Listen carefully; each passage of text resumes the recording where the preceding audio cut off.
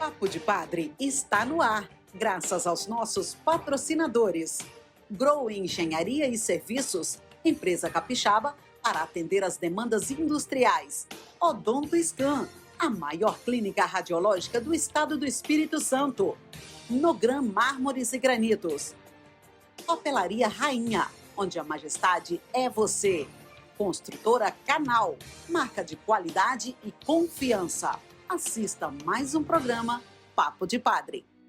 Salve, paz e bem, mais um Papo de Padre. Obrigado pela sua presença e a sua companhia de sempre. Já tomou sua vacina? Já? Está vacinado, sim ou não, dependendo da época? Já tomou a primeira e segunda dose? Vimos que na Covid, qual a importância de uma vacina? Quantas vidas poderiam ser poupadas por causa da vacina? Mas nós rezamos tanto para que essa vacina pudesse chegar. E veio. Devagar, mas está vindo. Percebemos que esse cuidado é muito importante. Só que não só contra a Covid temos vacinas. Temos outras doenças que estamos deixando um pouco de lado. Por isso vamos aproveitar essa oportunidade, já que estamos entendendo o poder de uma vacina.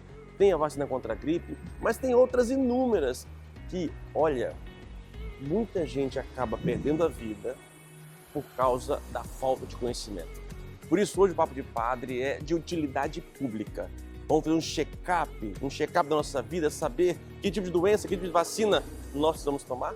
Peste bubônica, câncer, pneumonia, raiva, rubéola, tuberculose, anemia, rancor, cisticircose, cachumba, difteria, encefalite, faringite, gripe, leucemia.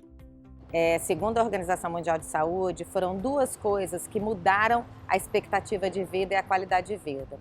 A primeira foi água potável, que a partir da água potável, muitas doenças que eram transmitidas melhoraram. E segundo, foram as vacinas. Então a gente tem, desde a vacina da varíola, que foi uma doença que acometeu muita gente e que a gente conseguiu erradicar no mundo com uma vacina, até a poliomielite, a paralisia infantil, que o Brasil conseguiu eliminar.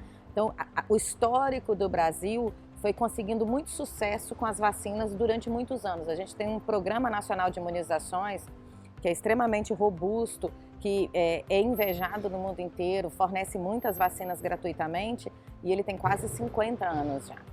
Ou seja, outras pandemias já houve na história da humanidade e que foram combatidas por vacinas. Sim.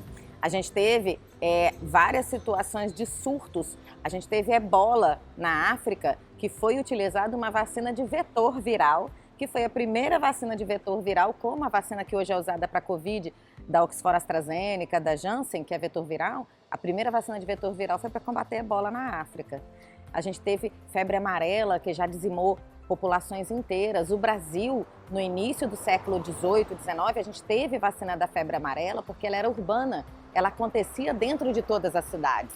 E hoje a gente tem uma preocupação com a febre amarela, a gente teve um grande surto em 2017, com muitos óbitos de pessoas até aqui no estado, e a gente naquela época encontrou macaco doente de febre amarela, acredite, dentro da Ilha do Frade. E não se sabia como esse macaco tinha aparecido lá com a doença. E foi através de uma vacinação em massa para a febre amarela que a gente conseguiu evitar mais mortes, porque Ibatiba, interior do estado, por exemplo, teve famílias destruídas por febre amarela.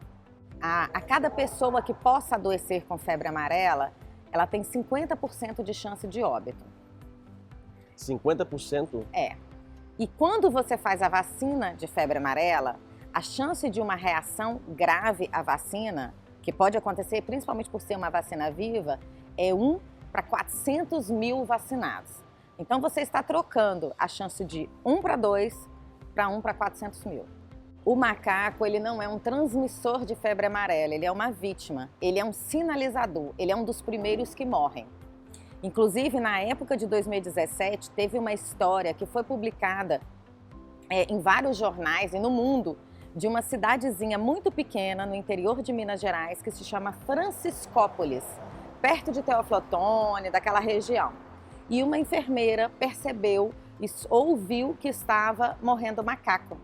E ela é muito estudiosa, foi pesquisar a possível causa e viu que era febre amarela. Rapidamente ela pegou a vacina, a cidade muito pequena, e ela fez uma vacinação em massa na cidade.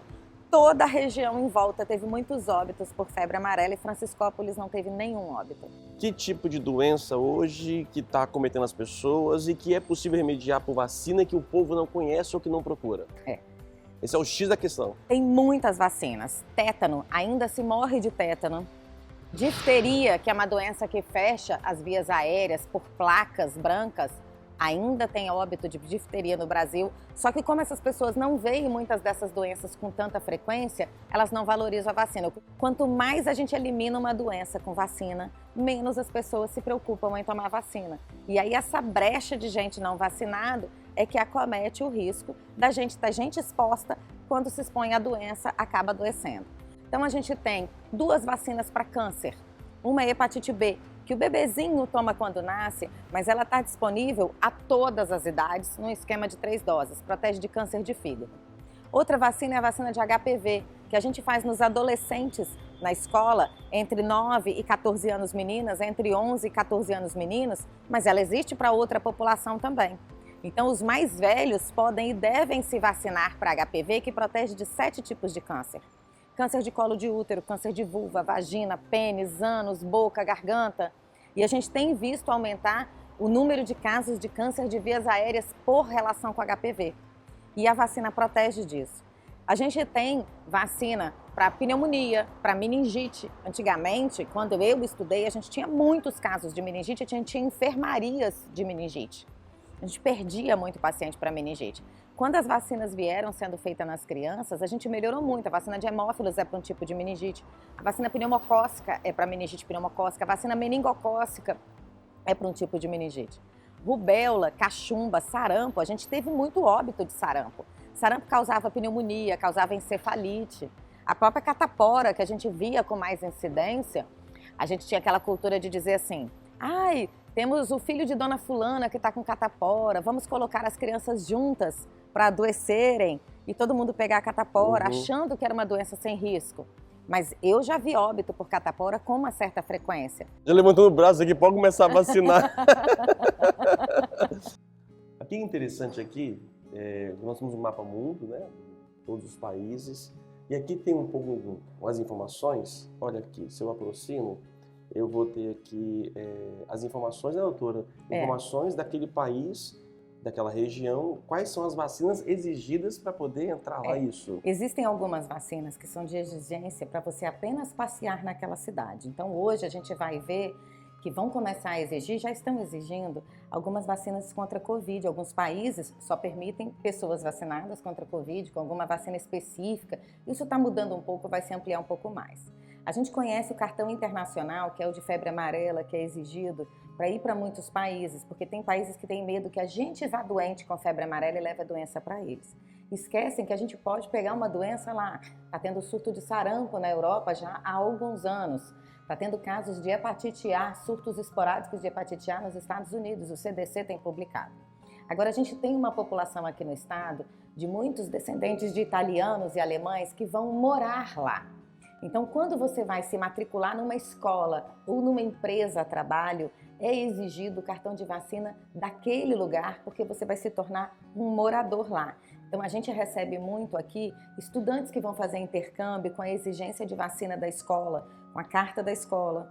A gente recebe muito crianças que moravam na Itália, vieram passar 6 meses aqui e ficaram presos com a pandemia e vão voltar para a escola. E a gente precisa continuar vacinando essas crianças, essas pessoas, com o calendário de lá. Senão, quando ele voltar para a escola, ele não entra de novo na escola. Existem algumas restrições. Quando a gente vai avaliar a vacina do viajante, a gente avalia até conexão de voo.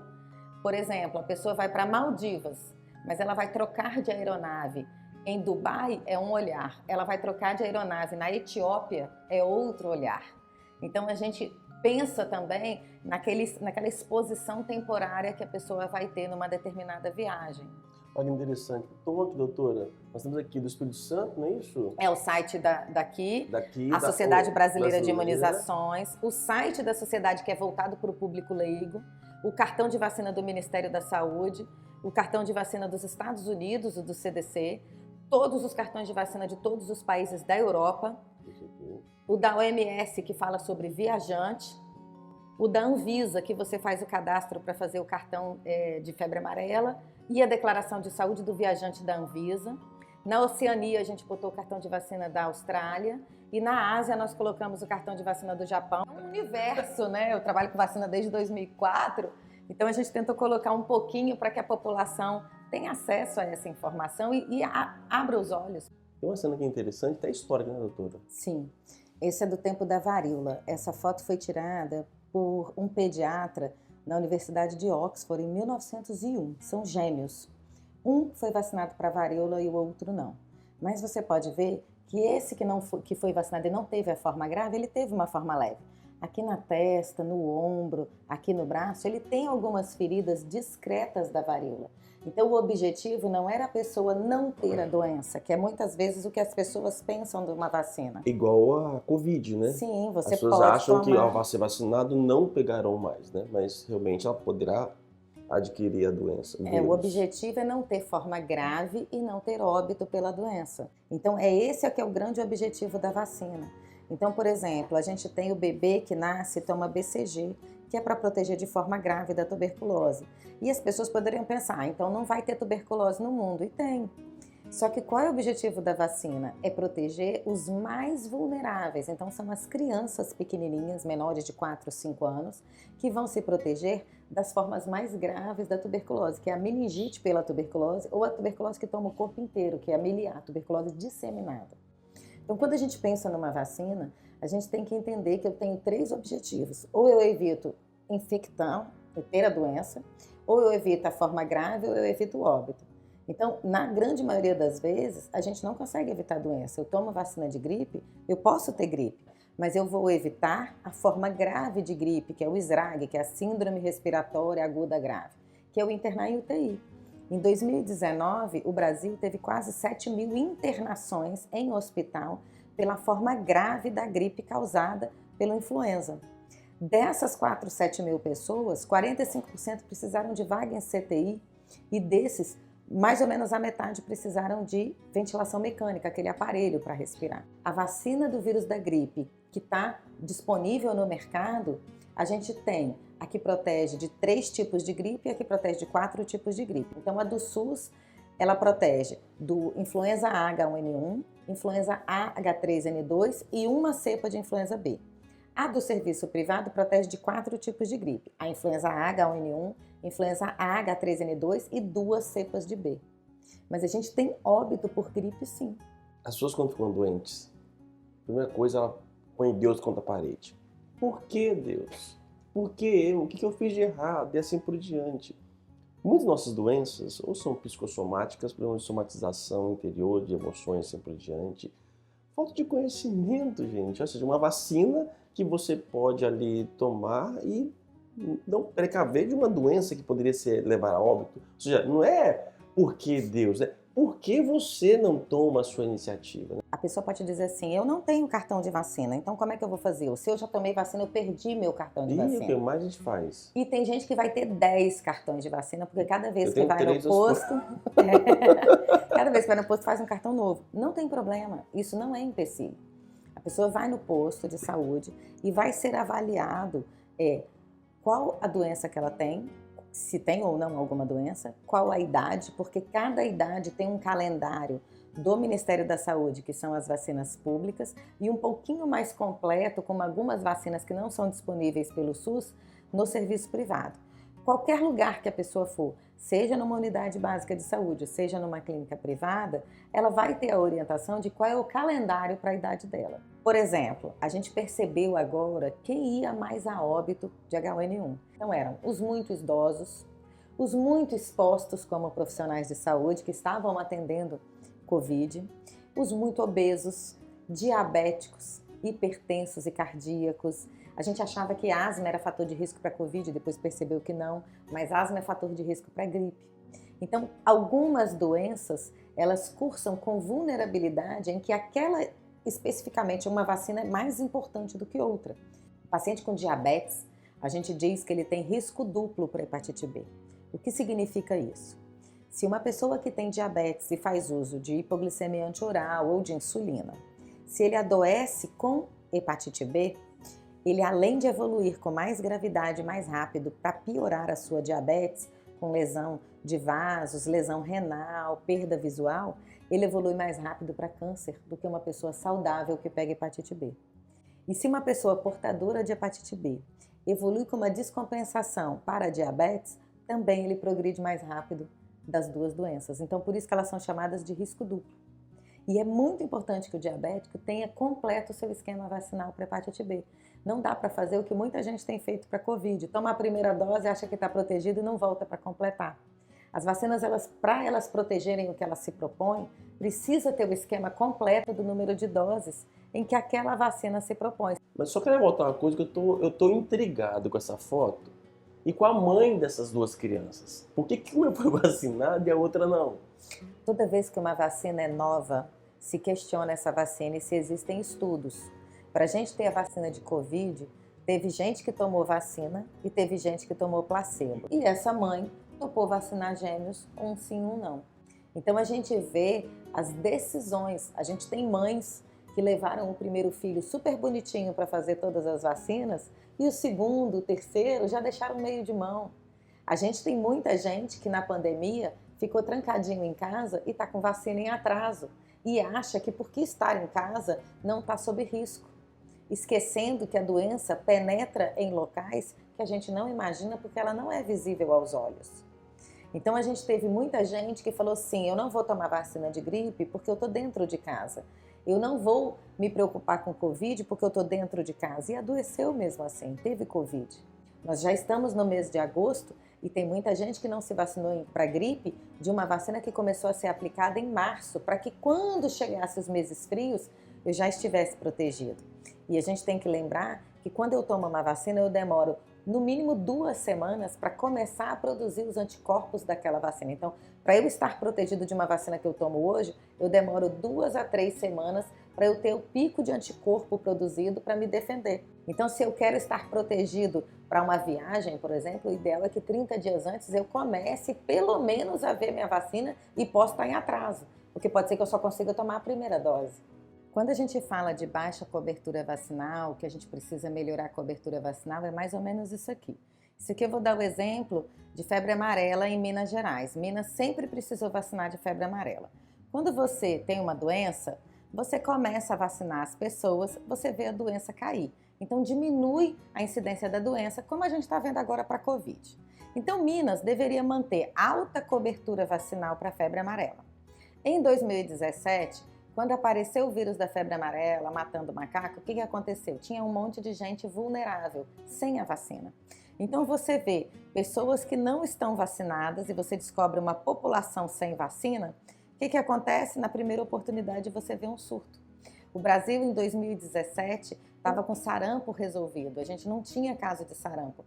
Abriu um surto por uma estrangeira que veio para o interior do Rio de Janeiro, espalhou sarampo, Rio, São Paulo, para todo mundo. 2018 e 2019 nós tivemos surto de sarampo. Ano passado nós tivemos 7.000 casos, 7.400 casos de sarampo com pandemia, que é uma doença até mais contagiosa do que Covid, e a gente não teve vacinação para sarampo efetiva, as pessoas deixaram de se vacinar e a gente teve óbito de crianças pequenas no Brasil por sarampo. As pessoas acham que cachumba, por exemplo, é uma doença muito simples, né? De fato, ela é uma doença que o risco é menor. Mas o que é simples? Qual é o impacto?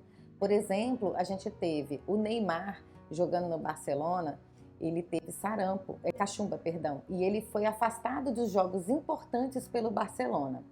Em 2016, a Tati Pacheco, que era uma jogadora da seleção olímpica de basquete, foi eliminada da primeira Olimpíada dela no Brasil, na cidade dela, no país dela, por cachumba, que é uma vacina que está disponível nas unidades de saúde, que é a tríplice viral, sarampo, cachumba e rubéola. Então, para a Tati Pacheco, a cachumba foi uma doença que cobrou um preço dela absurdo, porque ela era uma atleta de alto rendimento, que perdeu a chance de competir na Olimpíada no país dela para a cachumba.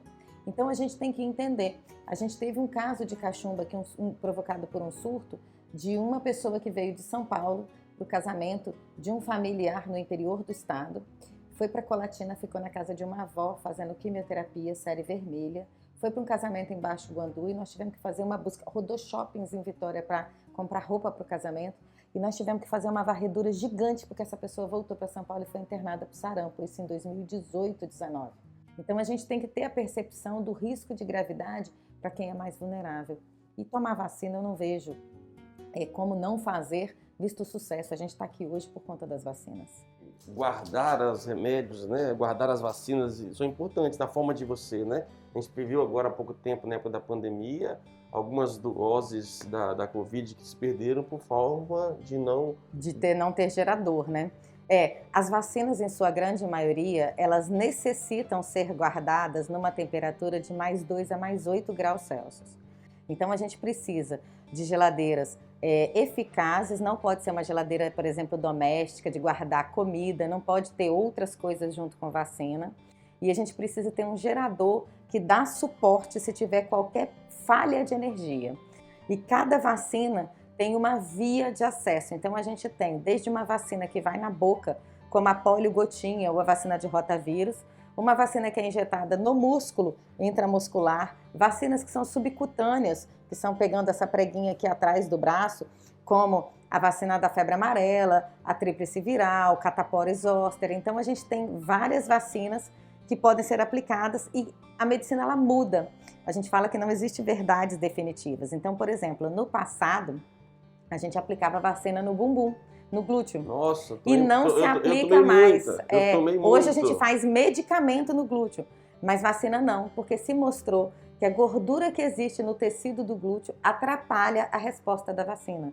Pessoas que fazem hemodiálise, são doentes renais crônicos. Se ele tiver uma fístula no braço para fazer hemodiálise, que é uma adaptação que se faz nos vasos para conectar a hemodiálise, eu não posso aplicar nenhuma vacina naquele braço, porque aquela fístula é preciosa, a vida dele depende daquela fístula. Então eu não posso correr o risco de nenhuma reação nesse braço que comprometa essa fístula. Se eu tenho uma paciente, por exemplo, que teve câncer de mama e fez a mastectomia com esvaziamento axilar, eu não posso aplicar vacina naquele braço. Então tem certos cuidados que a gente tem que ter um olhar especial. Outra coisa que a gente tem que ter um respeito muito grande é com quem tem medo de agulha. Tem. Todo mundo tem medo de agulha, gente. Sim, mas tem pessoas que têm mais medo de agulha e o pior, tem pessoas que são estimuladas a terem vergonha de assumir o seu medo de agulha. Eu já olho essa bandejinha aqui, ó, a gente já treme já, ó. A gente já treme, entendeu? Eu costumo dizer que ninguém nasce com medo de agulha. E quando a gente encontra alguém com medo de agulha, que o nome é cabeludo para isso, chama aiquimofobia, a gente tem que pedir desculpa a essa pessoa. Olha, eu peço desculpa a você, porque você tem medo de agulha. E a gente tem esse cuidado de tratar com respeito, com empatia e ir trabalhando essa fobia para que ela vença a fobia. Isso chama Pick Look e ele tem vários pontinhos que ele estimula vários pontos do braço com nervos. E aí ele dá uma confundida no nosso neurônio. Assim faz? Exatamente, isso. E aí a gente tem esse aqui também que ele treme. Então o que a gente faz? A gente utiliza os dois juntos e aí a gente coloca assim no braço dá uma tremidinha assim, e aí aplica a vacina aqui no meio. Tremendo um pouquinho aqui, ó. Eu acredito que a vacina tem que ser vinculada à proteção e não a sofrimento.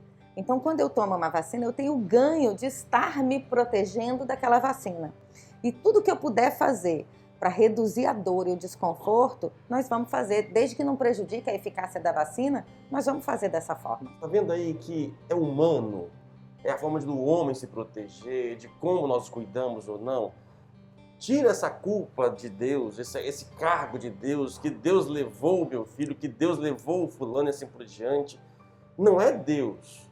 É a nossa falta de conhecimento, nossa ignorância, nossos medos, fobias e tudo mais que nos impedem. Teve lá, uma pessoa veio de São Paulo para cá, espalhou para Mas toda Deus a região. disse, faça a sua parte que eu te ajudarei. Então, acho que é nesse sentido. E eu tenho no meu coração agora, que tenho certeza que esse programa agora vai salvar pelo menos uma vida. Pelo menos um de você que vai se despertar e vai deixar de ter um mal pior por causa disso. Então, acho que isso é cristão, isso é nossa fé. Buscar possibilidades. Eu acredito muito que Deus ilumina os médicos da ciência, profissionais da saúde, vão iluminando para poder o quê? Amenizar as nossas dores.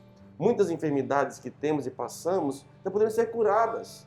se nós tivermos acesso também a elas, né? E conhecimento. Então, é Deus falando, ei, desperta.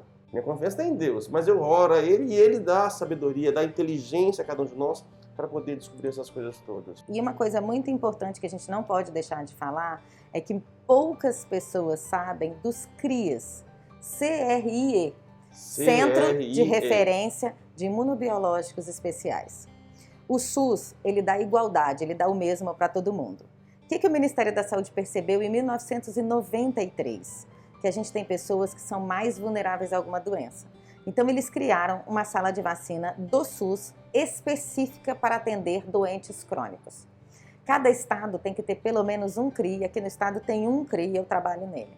Ele funciona dentro do Hospital Infantil de Vitória, hoje na parte do HPM. Ele é uma sala que atende 70% do público é adulto, não é criança. Pacientes com doença renal crônica, transplantado, câncer em tratamento de quimioterapia, diabético, renal crônico. Pessoas aí... Eles têm direito a vacinas gratuitas que outras pessoas só vão conseguir na rede privada. Então, a vacina de pneumonia, por exemplo, um diabético tem direito gratuitamente, ele não precisa pagar para tomar. Ele leva o laudo da diabetes, a receita do remédio, vai ao CRI, lá não é por agendamento, é por livre demanda, e um diabético, por exemplo, vai ter difteria e tétano DT 3 doses, hepatite B 3 doses, ele vai ter a pneumo 13 se ele for até dia 30 de agosto, depois só se o Ministério estender, e ele vai ter a pneumo 23. Então ele tem um calendário do diabético fornecido gratuitamente pelo SUS. Uma pessoa com doença reumatológica, lúpus, está tratando com uma medicação que baixa a imunidade, ele tem direito. Tem várias vacinas que tem direito. Então, e quem mora longe pode procurar a Secretaria de Saúde do município, procura o chefe da vacina daquela cidade. Então, é o coordenador municipal de imunizações. Leva seu laudo, sua receita médica, procura o coordenador de imunização e fala, eu vim aqui pedir as vacinas do CRI. 90 e poucos por cento da população não sabe disso. Isso é muito importante saber. E por que a pessoa não divulga um negócio desse? Boa pergunta. A gente tenta, nós estamos fazendo isso aqui. Papo de padre, tá vendo?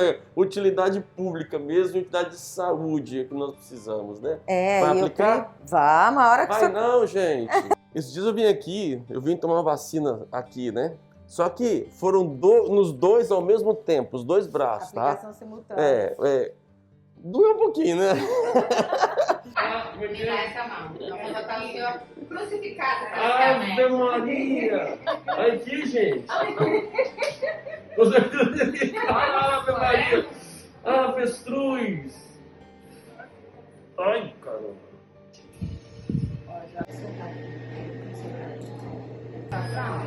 Nunca é bom, gente.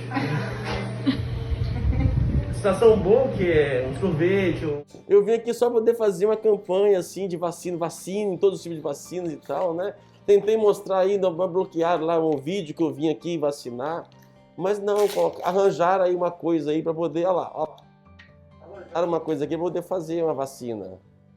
Aqui, ó, tá tremendo o negócio aqui, ó. Não, mas você vai deixar o braço bem soltinho. Bem soltinho, solta. Isso. Ave Maria, cheio de graça.